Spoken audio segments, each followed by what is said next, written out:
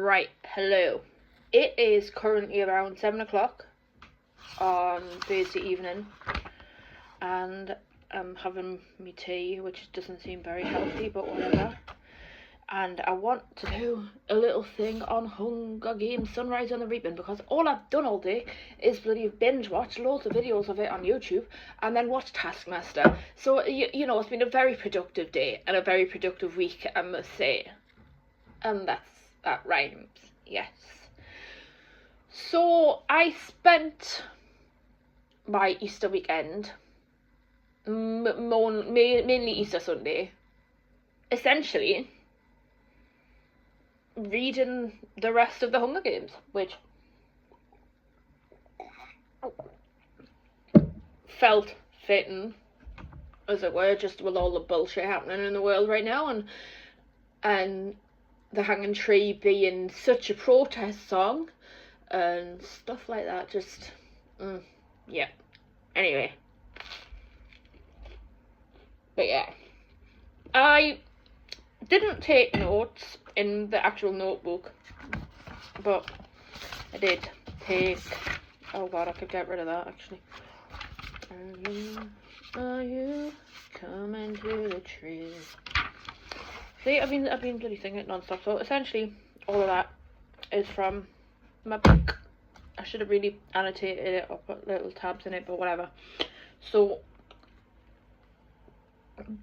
this whole book is going to be full of spoilers and what I thought of it, because I'm so passionate about the Hunger Games, and I've been wanting to make a video about this for ages. And when 20-year-old Jess discovered this franchise in 2012, little did she realise that the whole of this franchise and trilogy would end up taking over her whole life 15 years later. So the story leading up to me getting this book was I decided to buy a ticket from Waterstones for the midnight launch of the book, to buy the book, and I've never done that before, so that was quite exciting. So I went to Waterstones, got the book.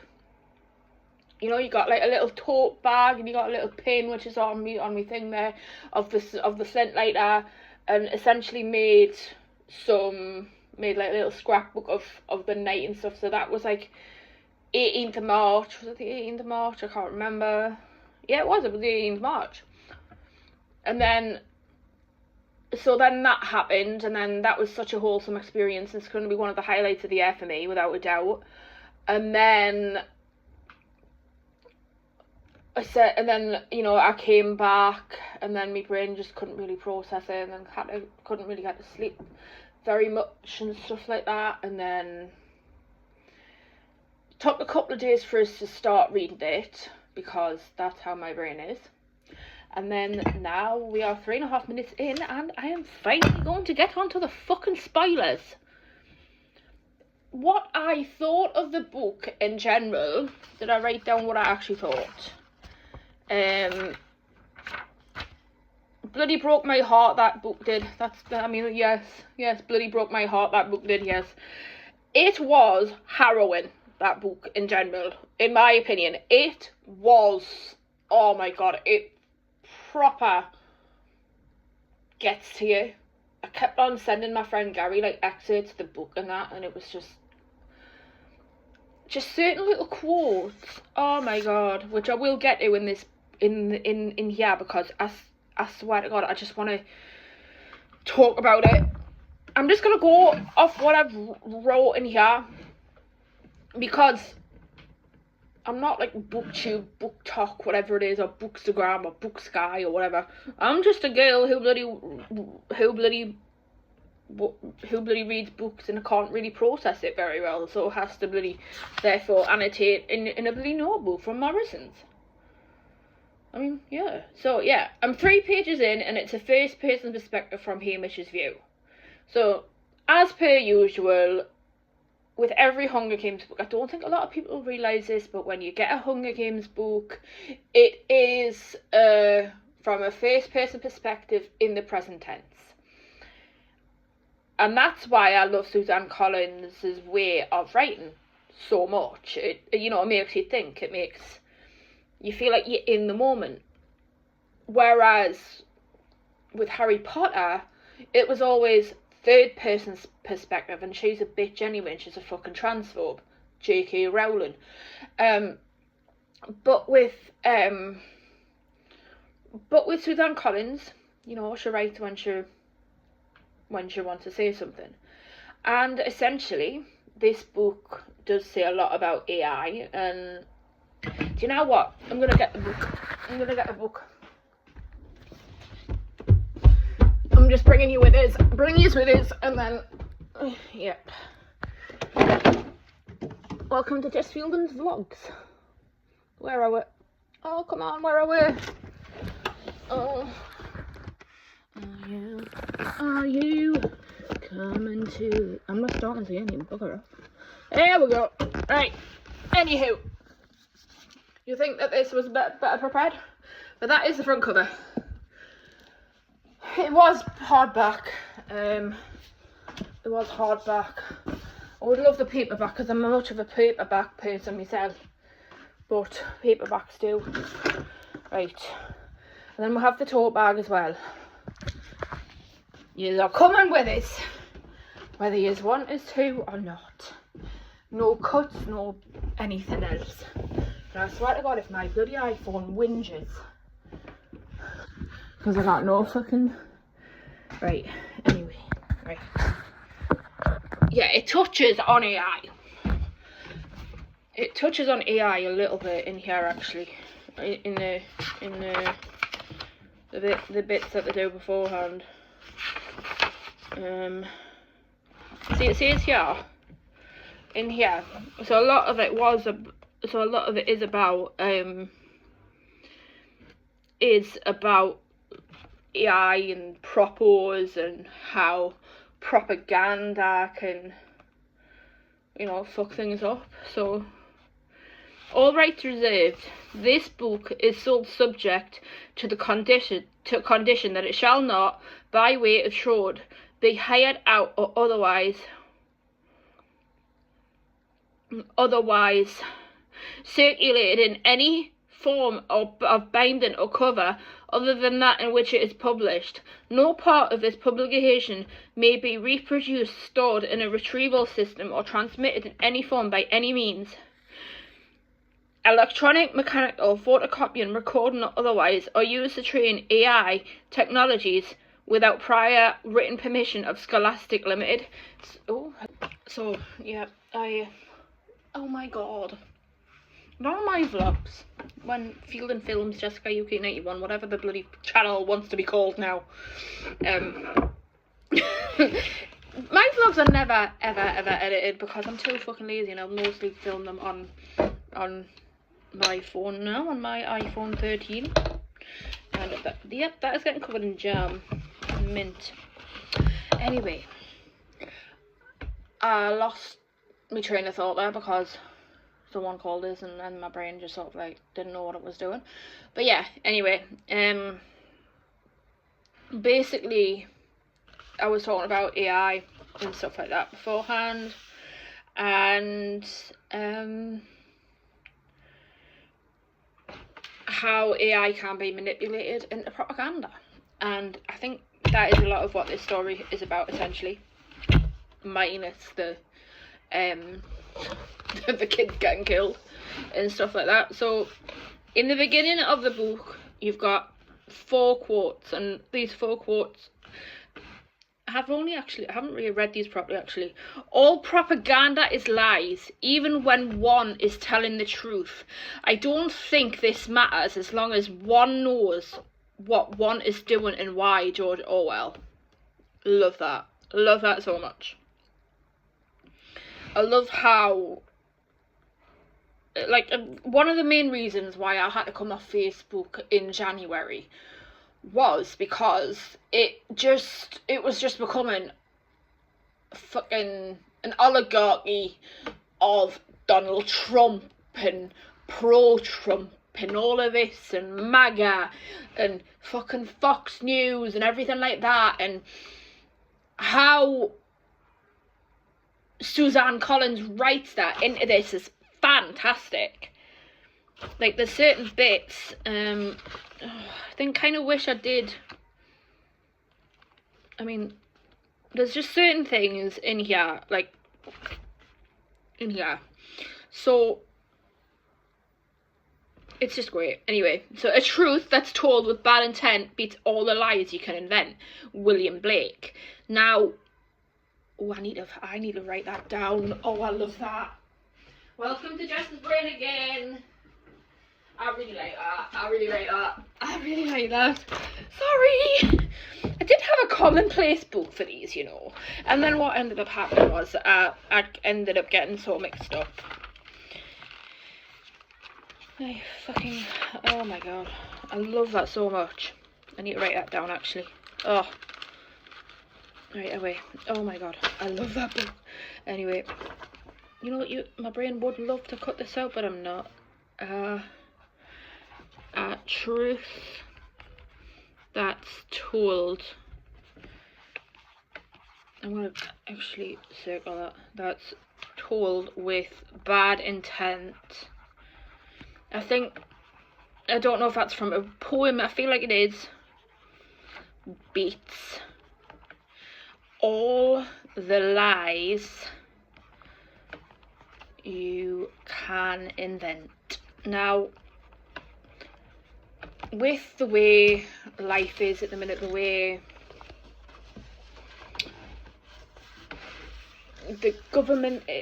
all governments are at the minute, we're going through a lot of phases with right-wing fascism, and a lot of, I think, echoing what I said before about how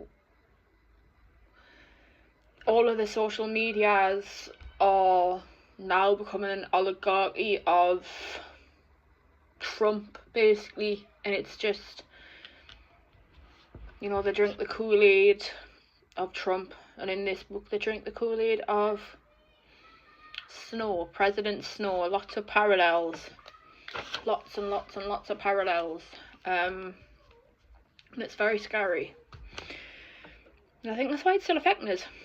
It's affecting us as bad as 1984 did when I read that in May 2020. Oh my god. I hope to god people don't mind us talking about this for bloody an hour. Whatever. Anyway. This, and then there's another one by David Hume. So, nothing appears more surprising to those who consider human affairs with a philosophical eye than the easiness with which the many are governed by the few. Shit. And the implicit submission with which men resign their own sentiments and passions to those of their to those of their rulers. When we inquire by what means this wonder is effected, we shall find that its force is always on the side of the governed. The governors have nothing to support them but opinion. It is therefore on opinion only that government is founded, and this maxim extends to the, oh my fucking god, and this maxim extends to the most despotic and most military governments, as well as the most free and most popular. Are you fucking joking me? She only says stuff when she needs to say stuff. Oh my god, and I am not even from America. Fuck me. Oh my god. Oh my god. See, I obviously did not take much of these pages in. Just honestly, oh, head fucked, mind blown. And then the sun, that the sun will not rise tomorrow, is no less intelligible a proposition and implies no more contradiction than the affirmation that it will rise. Very fitting for this book, actually. Very fitting for this book. Now, we will get on to the actual book itself.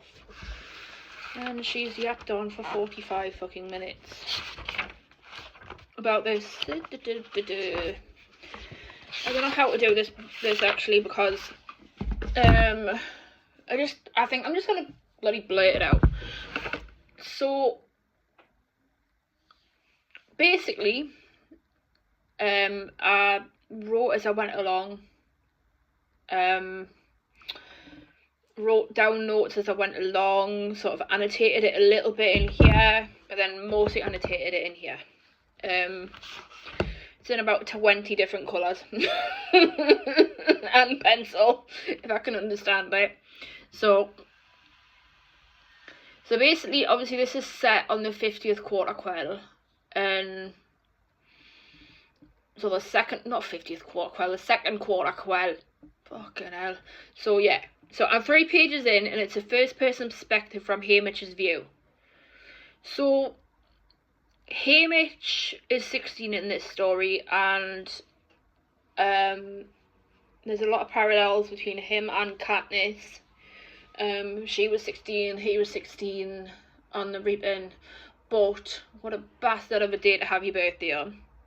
His birthday is on the Reaping Day, which is Independence Day in America. What a fucking time. Very subtle, Suzanne Collins, fucking very subtle. Bloody hell. And then, so a lot of this is not going to be in chronological order, because the way I've written it is just sort of like as I was like writing everything down as it was happening. So I was like, oh my god, I need to write all this down, because my brain goes at like 1,000 miles an hour. So it's going to be all over the shop. So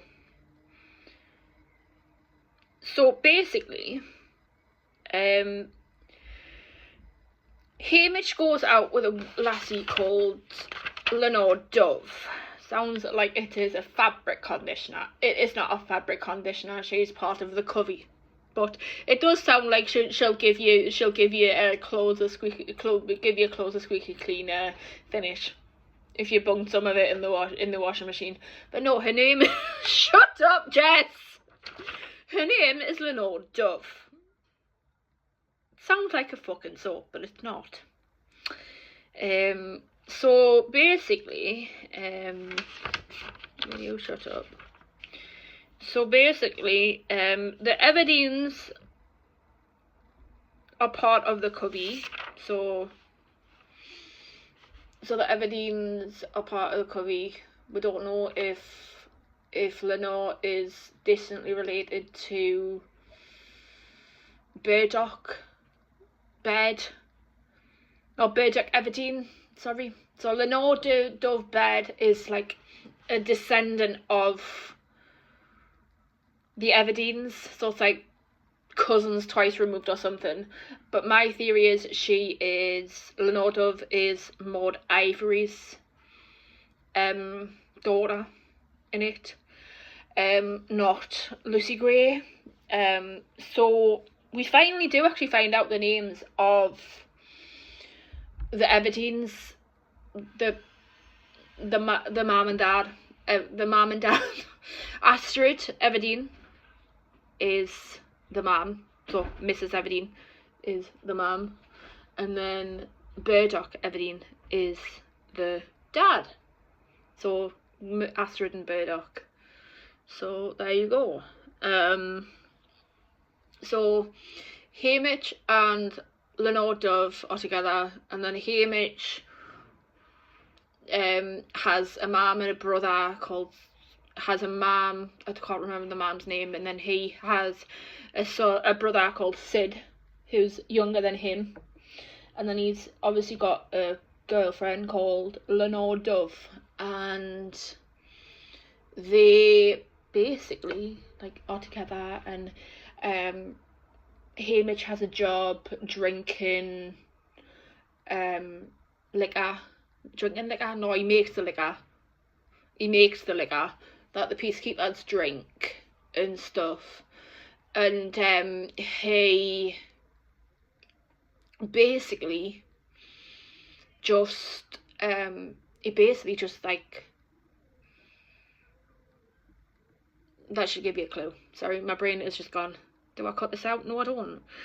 So the front cover of this book, right? So the front cover of this book, let's see if you can see it properly. So you might notice it's got a snake on that side and a bird on that side. So snake, bird, snake, bird. And then you also have a pin, which is, I'm not taking it off because it's too precious for us. So see what the snake and the bird have also, and it's got like the little crowny bit at the in the middle, and I've also drawn it as well. Actually, I've also painted it as well. I'm really proud of this. It doesn't look anything like it, I'll admit. It doesn't look anything like it. It looks like a kid's bloody done it, right? But I did this. In a painting for fun fact. I am very proud of this. Doesn't look matter if it doesn't look like it. I am very proud of this. I'm gonna put that there. I love it. Oh my god, now stop getting distracted again. Right, stop it. Oh, I love that. Look at that. Look at that. How nice is that? Fucking thing. Anyway, yeah. So I painted that. Yes. Very interesting, yes. So, right. So we read that. So I love it how I've put in the note originally. In my note originally, Burdock, Everdeen, Covey, Dad, Uncle, and then I put the Katniss's dad. So, right. So basically, Haymitch doesn't get reaped, which is quite interesting. He gets chosen because one of the other tributes gets killed because there's a bomb in the main arena in District 12. It would help if my brain could remember the name of the... 2 minutes, I'm gonna have to write it down. Right, so the original tribute that got chosen was Woodbine Chance, and then he got killed because there's a bombing in the main like arena area bit where they get chosen for the reaping, and then Haymitch gets chosen because he is like kind of there, or the Drusilla, the main one who is like Effie in the original films or books, chooses him, I think. I'm definitely getting some of this wrong. And then, so in the 50th Hunger Games, there are 4 tributes. So, you have, so for District 12, you have Llewellyn McCoy, Maisie Lee Donna, Wyatt Callow, and Haymitch, and then so he gets chosen, and then Haymitch receives his pin off Lenore Dove, which I say pin, it's not a pin, it's a flint lighter. It's like a flint lighter, so it's not like your regular lighter that you light so it's not like a regular lighter. I know what I'm saying in my head. It's like one of those ones that you would have to like do on a bit of on a rock or something.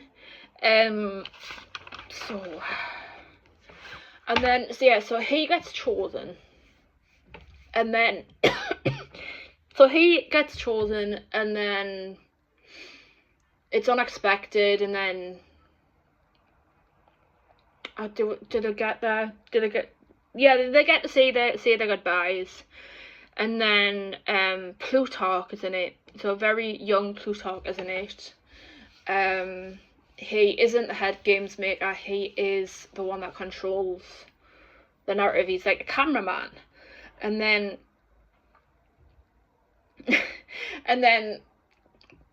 basically Haymitch and Lenore Dove can't get their goodbye. So basically Plutarch wants to try and control the narrative as much as possible on camera. Basically Haymitch wants to say bye to Lenore Dove without the cameras on him, which is understandable. And then I wrote down, they will not use our chairs for their entertainment, which I thought was very, very powerful. And then Maisie Lee, so Maisie Lee Donna is the one that used to own the Mockingjay pin in who sold it to Madge, and then Madge sold it to Katniss, and then so Maisie Lee is the original owner of the Mockingjay pin, and she hated it. And Maisie Lee is essentially the Regina George of District 12. She's a right little fucking bitch, but she's gonna be fucking mint. The lassie who's playing her, Mackenzie, Grace McKenna. Nope, I cannot remember their names. It would help if I could. Oh, it would help if I could bloody understand my own writing and my own notes. So yeah, so Haymitch and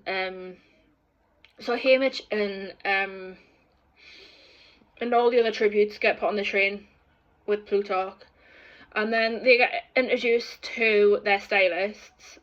So Prosperina and Vitost, and then Haymitch's style team, and then you got this horrible stylist for the main of District 12 called Magno, who just basically District 12 gets no money whatsoever, almost like Newcastle and all the other fucking things like that. Let's not get too political here, Jessa.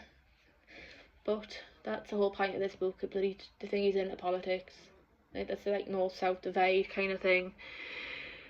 Because obviously you've obviously got the career districts like 1, 2, and 4, and Panache is one of the career tributes. Who's a div? I said. So basically, I put, who will sing your songs now, Luella? Okay. Does she say that? No, he must say that to her. So Panache must say that to her. So I think he's a big burly bloke who has muscles, but a this small penis. Very straight to the point, aren't I? Fucking hell. I haven't had much of this fucking tea, have I? God. Anyway, we're gonna have a coffee or we're gonna have a tea. What we're gonna have? No, we're gonna have a mint tea now, are we? Okay. Oh, okay, right. I completely forgot what I was going to say. May as well continue as I go on. May as well continue as start as I mean to go on, as it were. So basically, I really wish these whole scenes were in chronological order. What am I doing? What am I saying? Fucking hell. Oh, come on. Come on. Let me make myself a mint tea. Oh my god. And then this is what I do. I just end up uploading it to the internet. Nobody gives a shit. Oh. Oh, away. See, anyway, I do wish I didn't done this in chronological order, but whatever. What can you do? There we go. We're gonna do that. There we go. Right, there you go. Oh dear. It's been a weird day today. What we're gonna do? So, my brain is just out of the shop. If this whole vlog is scatterbrained, it's because it is. So, as I was saying, who will sing your songs now, Luella? I think that is Panache saying that to Luella. So Luella is the youngest of the tributes, and Luella is the youngest of the tributes, only 12 or 13, has braids in her hair, very young, small little thing, bless her. And when they do their parade, not the victory parade, the parade of the district, the sort of like a, you lead a horse to slaughter kind of thing. When they're doing that in the capital, Luella gets killed, and she gets killed by a horse, and then so Haymitch then picks her up and sort of like as a symbol picks her up and says, here's your fucking trophy to Haymitch. And it's going to be very interesting to see how they do that in the film. And then I wrote in here, Snow meets Haymitch, something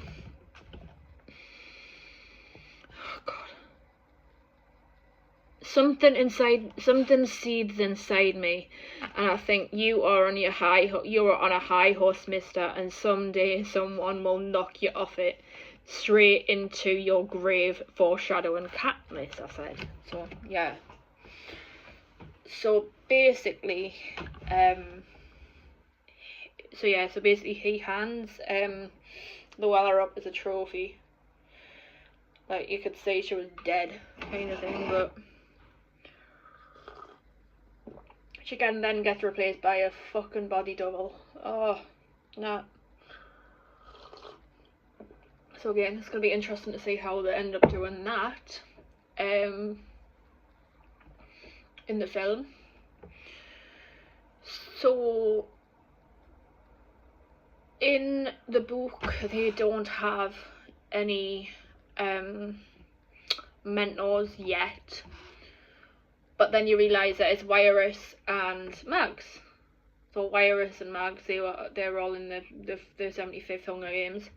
And then Wiress, she was quiet throughout her games, followed light beams to win the games, and then obviously like that comes back to the whole catching fire thing of,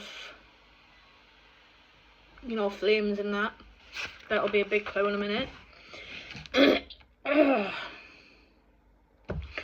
So basically, in the games they obviously have to follow narratives. So Maisie Lee would be like the girl who basically judges everyone's character with what they're wearing. Lulu would be the one. Lulu or Luella gets thingy, like, who's obsessed with snakes. Wyatt Callow is an odds maker, and then Haymitch is the rascal, like the rascal. So basically, as a result of Haymitch thingying Luella up into the sky or whatever to Snow.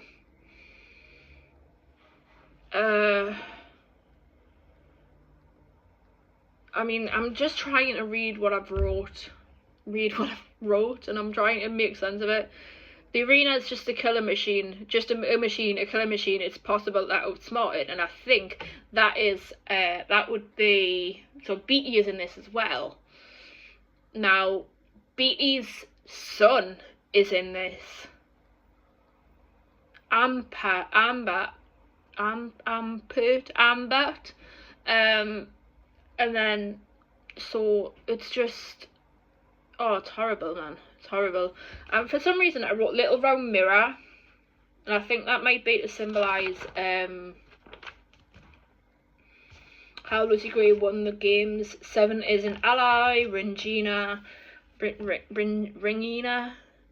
Ampart, Beetee's son. And then I put lots happening so far. Haymitch meets Snow in the conservatory, same as Katniss. Oh dear. Same as Katniss. So same as Katniss. And then he basically, like, I wish I'd wrote more, but from what I can remember, he, so what I can remember, he basically ends up he basically ends up having like a lot of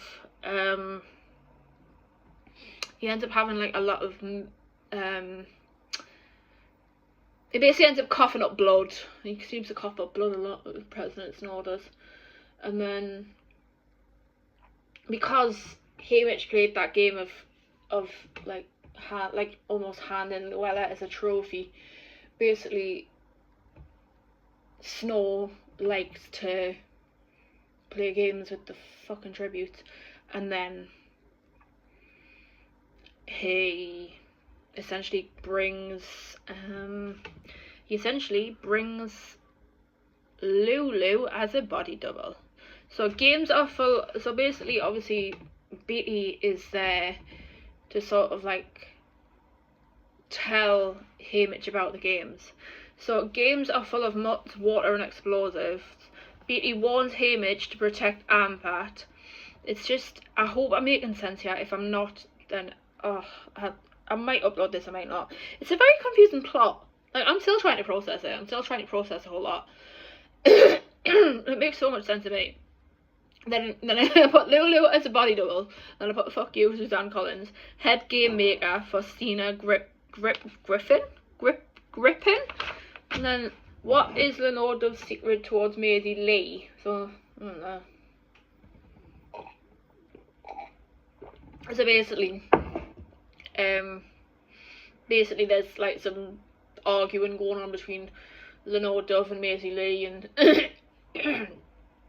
and stuff like that, and we don't quite know what's happening to Lenore Dove at the minute because she probably gets arrested, but I'm not too sure yet.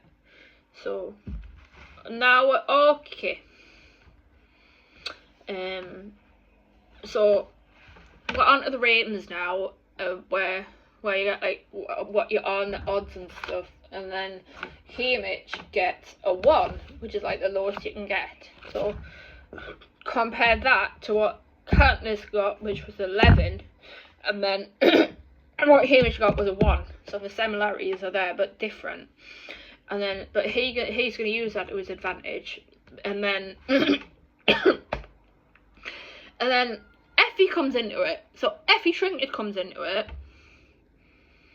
and she like loves District 12. And I was watching Catching Fire on Tuesday, Monday,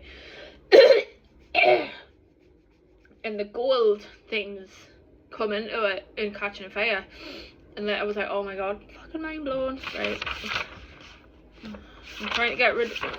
Right, okay, no. Okay, and then we have more. Right. So, right. I took about a week's break because my brain couldn't really process too much of it. And then, so basically this is where the start of the rebellion starts. So, so in this, the rebellion starts, and then, I say the rebellion, it's like the little tiny little bits of the rebellion, and the revolution and stuff. So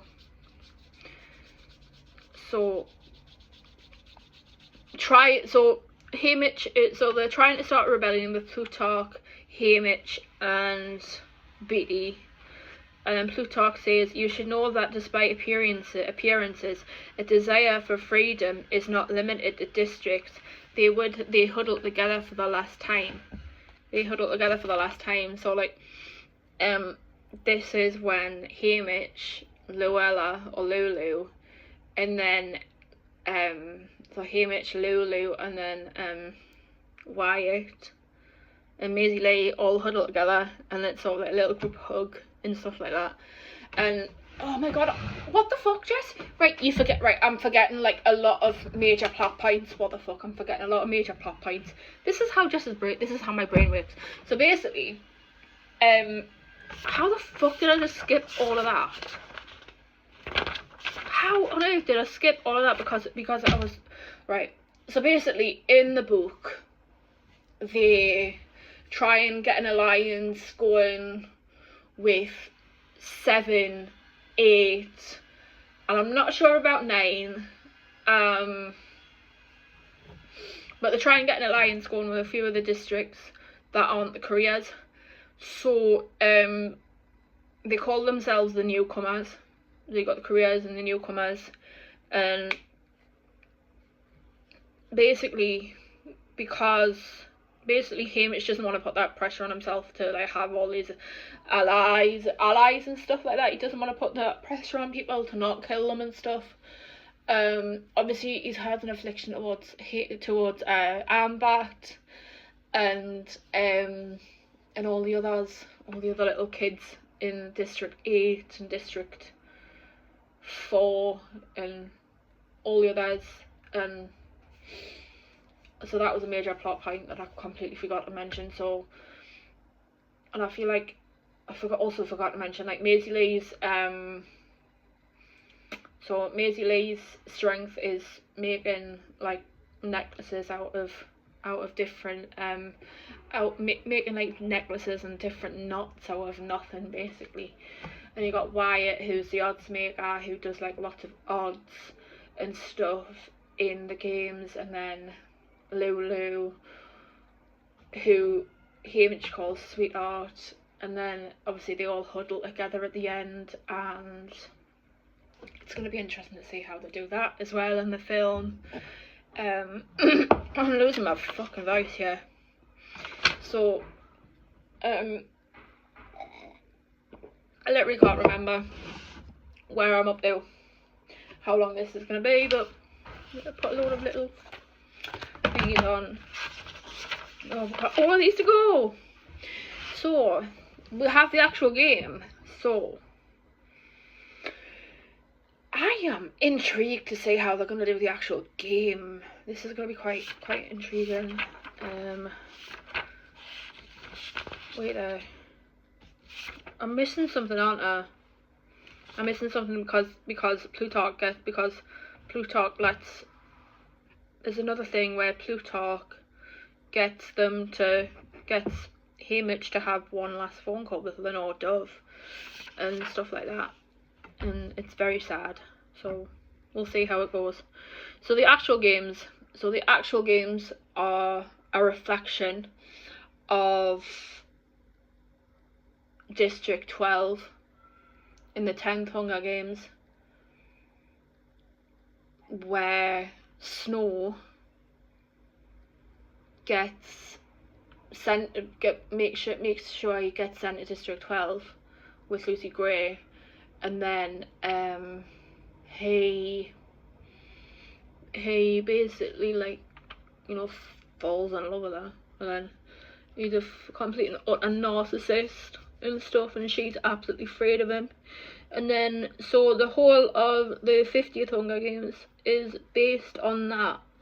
So based on the meadows and the trees of luscious green spring forests, like the saturation's being turned up to 1,000. So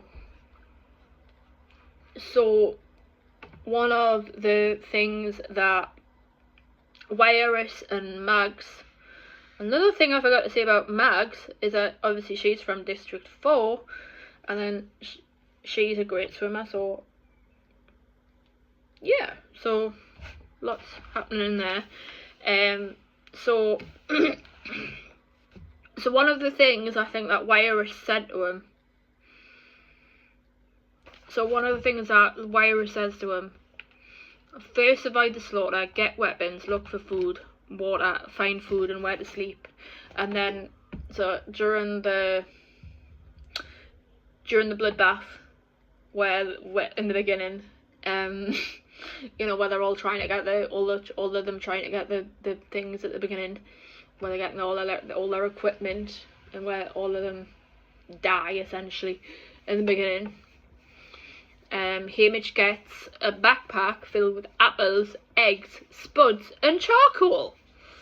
So he sneaked his flint striker in.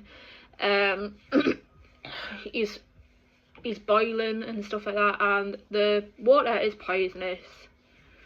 The water is poisonous, and then I really wish I'd wrote more down, but to be honest, I was very stuck in my reading head at this time. So it's just a lot of them dying essentially. So Wyatt dies first, and then Lulu finds him. So remember, Lulu isn't Luella. So Lulu isn't Luella. Lulu is the body double who's from District 11, we think, and she has little wire piece in her ear, we think, or she's been drugged to the eyeballs with from the Capitol. Oh, honestly, horrible, man. So Lulu finds him, and then she goes, "You did this to her, murderers, murderers, murderers, murderers." So like some certain words trigger her, and then certain words trigger her, and then so the actual things in the Hunger Games is you have poisonous waterfalls. So you have poisonous waterfalls.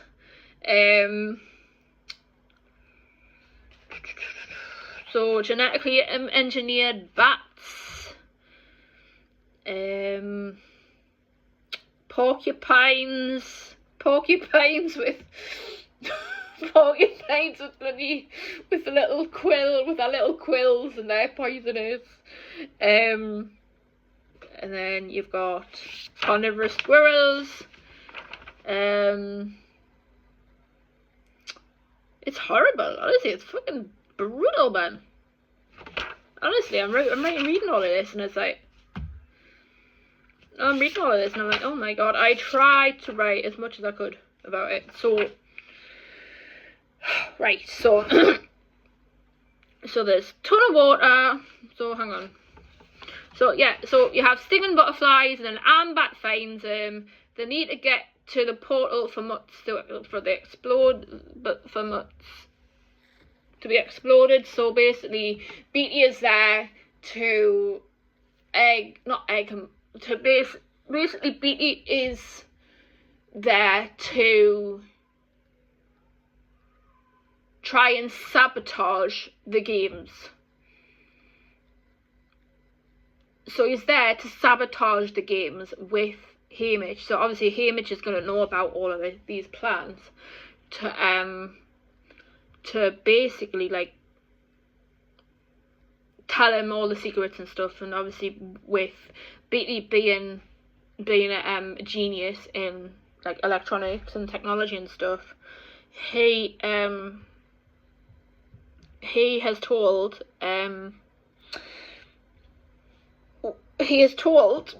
him about the portals, and I think Plutarch did the same thing. So he's done all of that. He's like told him about the portals. There's like cliff edges. I'm just so scatterbrained, for fuck's sake. I'm not getting any of this right. Oh.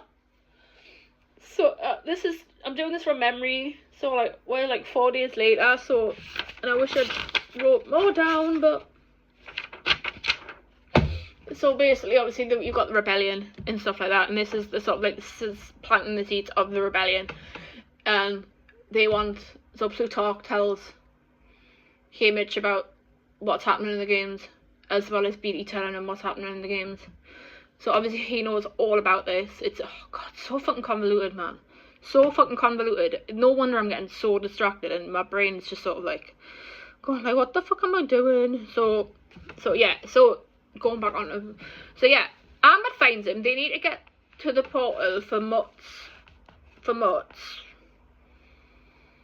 exploded using a coil, like in Catching Fire. So basically there's like, I think he's trying to just like there's lots of explosions and lots of volcanoes and lots of ash and lots of this and lots of that, and it's like Like I was saying about the genetically modified flipping but everything being genetically modified and mutts and stuff made in labs and stuff. So, and then so obviously he finds Ambat finds him, and then Ambat gets killed in the most grotesque way with carnivorous squirrels. And there's lots of like drowning in it, but the way Ambat dies is gonna be fucking brutal.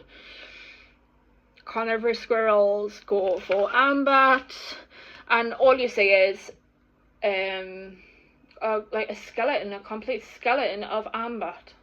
Just, oh my god, fucking harrowing, man. Absolute harrowing. And then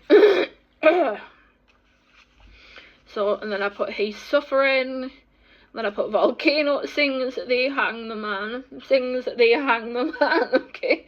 So basically the hanging tree. So basically there's no guarantee the sun will rise. Then he hears humming from outside, which is the generator. Then he needs to find the generator. But then he's realising that there's still beauty and everything.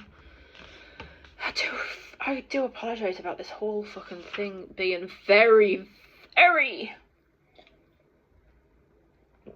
convoluted. It's a very convoluted story. So yeah, he finds Maisie, so Maisie Lee and him find each other. And then obviously they become allies again, and then there's blood-sucking ladybugs now. So yeah, so they all. Oh, I forgot to say there's drowning in this as well. So I've got ladybugs or ladybirds.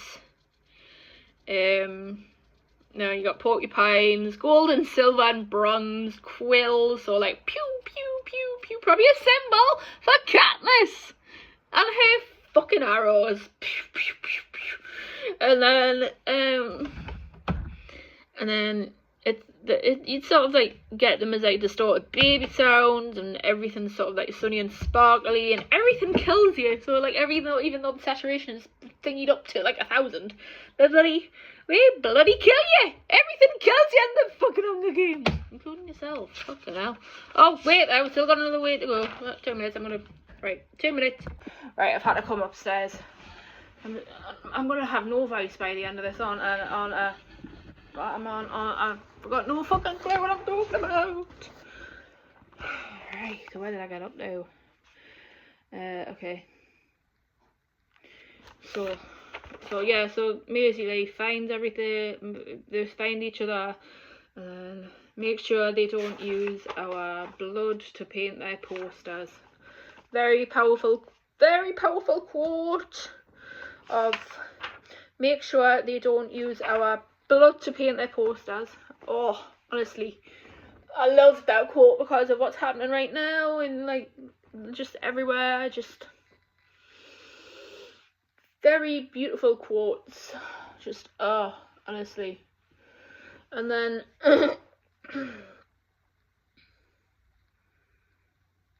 and then Maisie Lee and Haymitch touch holly leaves, because I think there's holly leaves in it.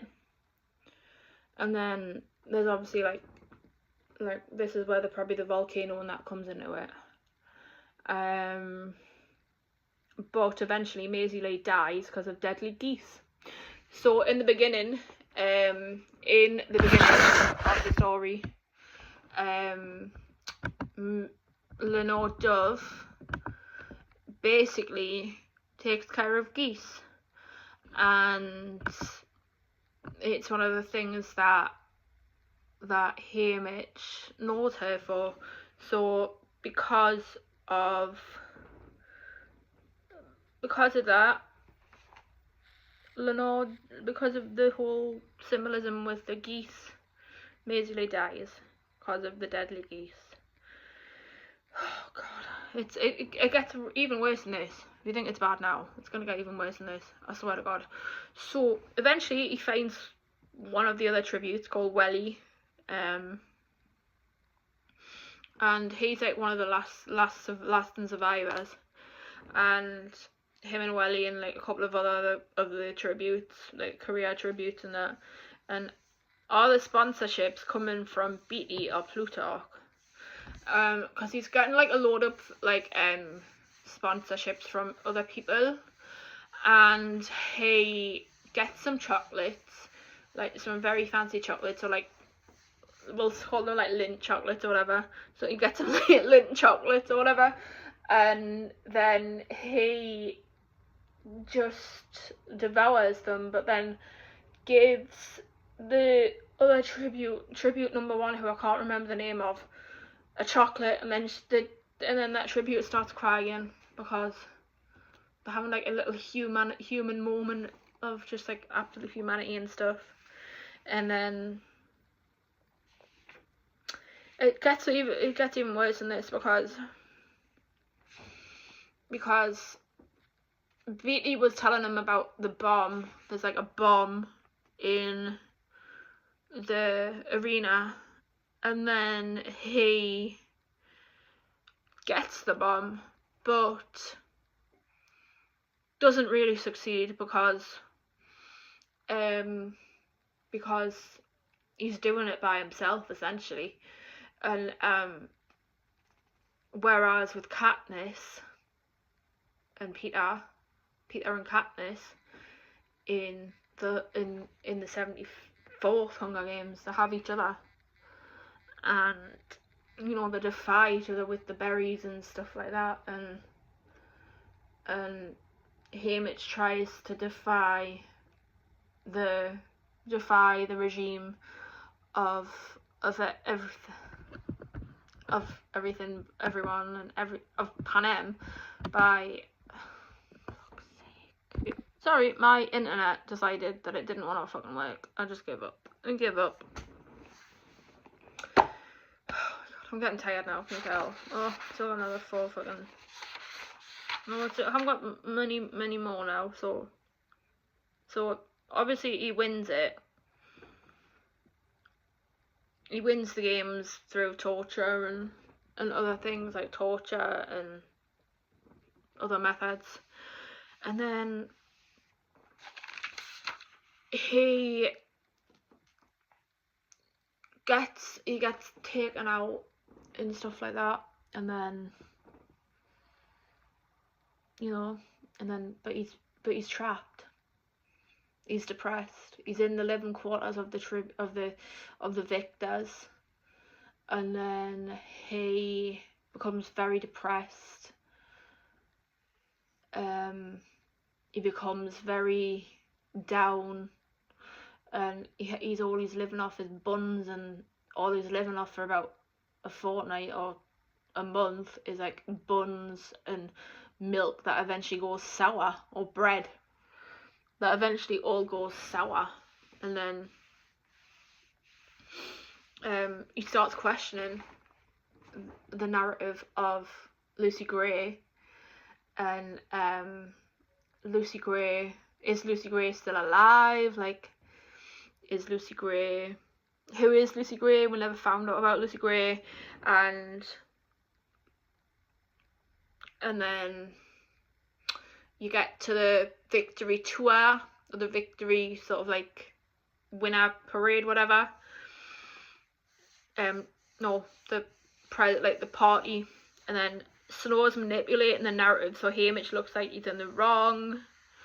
So how they edit the videos together is very telling, and that plays into the whole deep fake AI thing with what I was saying in the beginning with all of that. It's bloody harrowing, man. Fucking hell. And then he gets paraded around like a plaything, so, you know, like he's like the little lapdog and whatever. He's like the lapdog to Snow, like he's like a puppet now. And fucking hell, Ugh. And then this is where it gets even more harrowing. And no wonder it's taken us like a week to try and it's taken us a week to recover from this fucking story, man, honestly. Now, he gets taken home in the train with all of the dead tributes and coffins. And God, just so he's got Luella, Wyatt, and Maisie Lee in there with him, all in the on the train with him, and that's where he starts drinking, because going through that much fucking trauma is a lot. And even talking about it now, I'm like, fucking hell, man, fucking hell. Oh, honestly. Nah, and then he gets home to District 12, and then this is where everyone just starts dying. His family dies in a fire, which is probably done because of snow. Katniss's mom, Astrid helps him like recover and stuff. So, you know, Baydock Singh is all there before. So one of the songs that, and then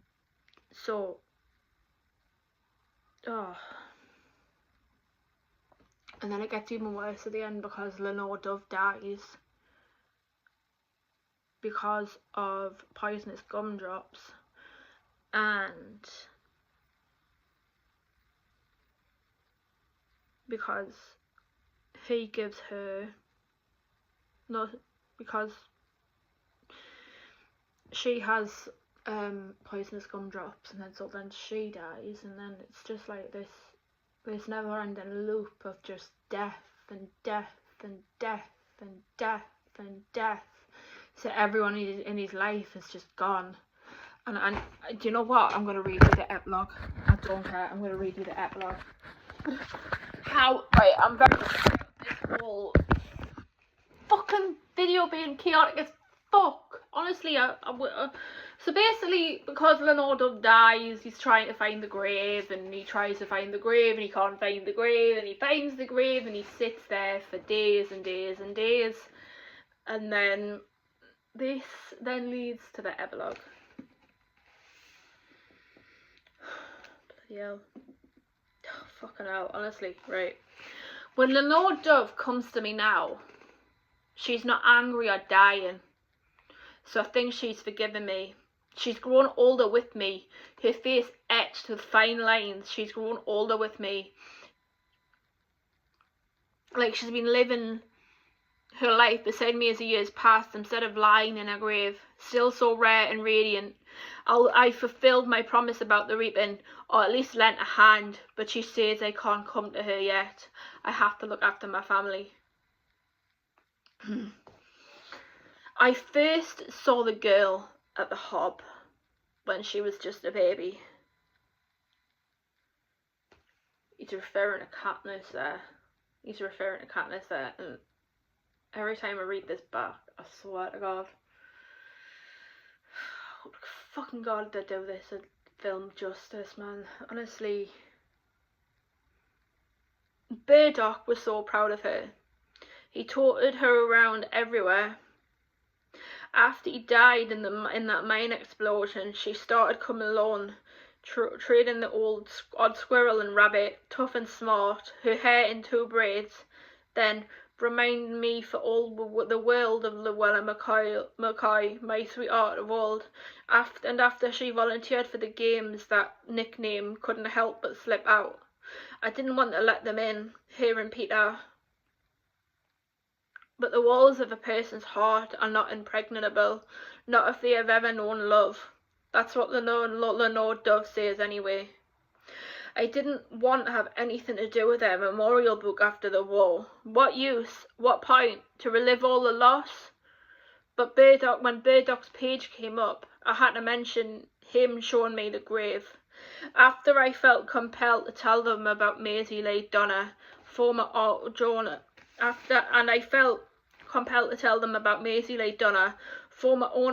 the Mockingjay Pin, and how Sid loved the stars. Before I knew it, they all came tumbling out. Our family, tributes, friends, comrades in arms, everybody, even my love. I finally told my story. A few days after that, Katniss showed up with an old basket filled with goose eggs, not to eat, to hatch. I raided a few different nests so they can breed all right. Never mind that we had roast goose for dinner. She's not an easy person. She's just like me, Peter always says. But she was smarter than me, or luckier. She's the one who finally kept that sun from rising. Fuck. Peter fashioned some kind of incubator, and when the eggs hatched, mine was the first face the goslings saw. Sometimes they just graze on the green, but on fine days we've been known to wander on over the meadow. Lenore Dove likes it best there, and I'm content when she's content. Like the geese, we really did mate for life. I'm not sure I'll be here in the old there before much longer. My liver's wrecked and I only dry out when the train's late. I drink differently these days, though less to forget, more out of habit. When my time comes, it comes, but I have no idea when that time will be. I know one thing though, the Capitol can never take Lenore Dove from me again. They never really did in the first place. Nothing you can take from me was ever worth keeping, and she is the most precious thing I've ever known. When I tell her that, she always says, I love you like all fire. And I reply, I love you like all fire too. The end. I hope you've enjoyed my, however long this is, ramble about the Hunger Games book, and I now have to edit this. I've been rabbiting on for over an hour about this. Oh my god. Yeah. I still haven't recovered from that. At all. It's been 4 days now! 4 days! In my personal opinion, it is better than Ballads of Songbirds and Snakes. It's probably up there with Catching Fire. Up there with Catching Fire in the original Hunger Games. Fucking amazing. Oh, read the books if you can. Read the books if you can, honestly.